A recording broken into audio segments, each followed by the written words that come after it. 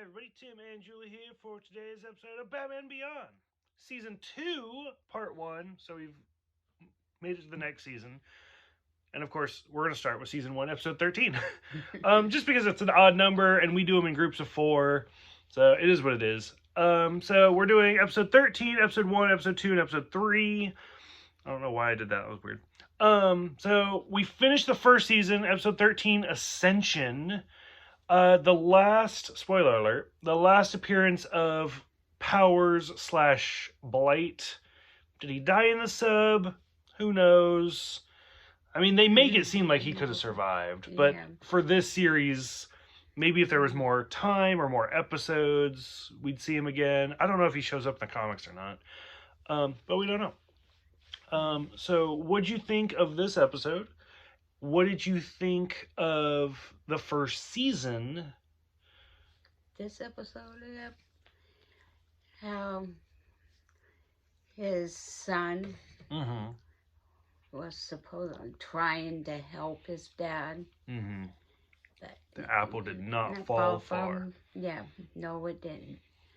But yeah, it was, I mean, there for a while, it made it seem like he was a good kid. Agreed. To, help his father. Knew his father was in trouble, but then he took over. Yeah, so, but it was okay. And I'm liking the first season. It was good. Yeah. This episode goes along with what I've said. Like, I love Batman. I love all of Batman. That's why we're watching Batman. But Batman Beyond has such good dialogue. It's we haven't gotten to my favorite episode. I have one episode in particular that is my absolute favorite, and I'll wait till we get to it before I say which one it is, of course. But like, this is a good example of two fantastic lines where I forgot exactly, I didn't write it down, but he's like, I've been following people before you were a person. Because it's always Batman that has the best line, too. And, I mean, realistically, like I said to you, I was like, I mean, Terry's 17. Right. So, yeah, Batman's been retired longer than Terry's been alive. Yeah. And then Blight actually has another great line in this one where Terry, I feel bad for him because he's so serious. And he's like, you killed my father. And Blight's just like, do you know how little that narrows it down to who you are? Like, Blight's just like, do you know how many fathers I've killed? Like, that doesn't mean anything. And, like, I feel bad because Terry's so serious, but Blight's just like, okay. And I loved it. I thought it was great. And then, yeah, the sub sinks, and did Blight escape? Did he die? Who knows? But, yeah. So, the first season really kind of had that over arc with Powers going throughout the whole thing. I don't think season 2 or 3 has that. I could be wrong. I don't remember. But I want to say they're all more episodic. So we'll go ahead and move on to season 2, episode 1, Splicers. Basically the new Beyond version of Man-Bat, Kirk Langstrom. In fact, in this, Terry becomes Man-Bat, basically, for a little bit. It introduces the character of Max, who I will tell you, pay attention to that character. Like, she's only in like this episode for a minute. She's played by Cree Summer, who's a fantastic actress, fantastic woman. I've met her, like, gotten her autograph and everything. She's great, absolutely lovely person. But like, that's all I'll say until we see her again. So Max is introduced, and then Chelsea plays a big part in this one, who we've seen. She was in a handful of episodes of season 1, and she continues on.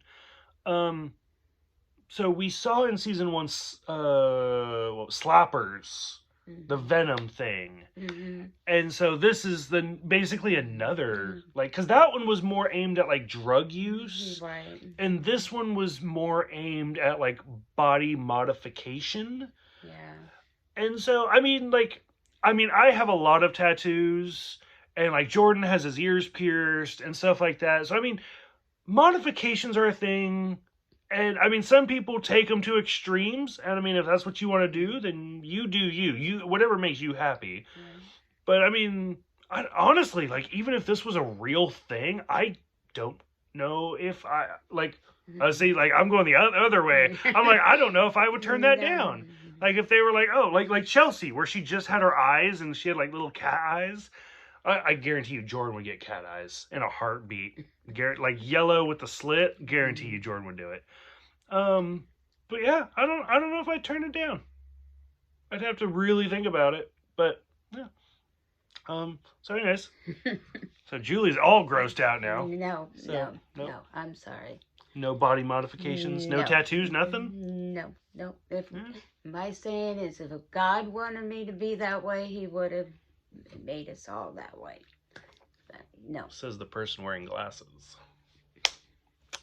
Just saying. Okay.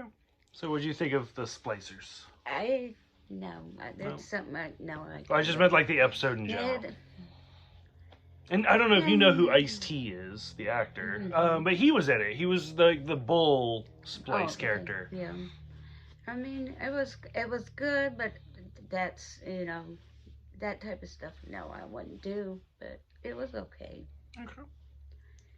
Like you said, each their own. Okay. Next one, Earth Mover.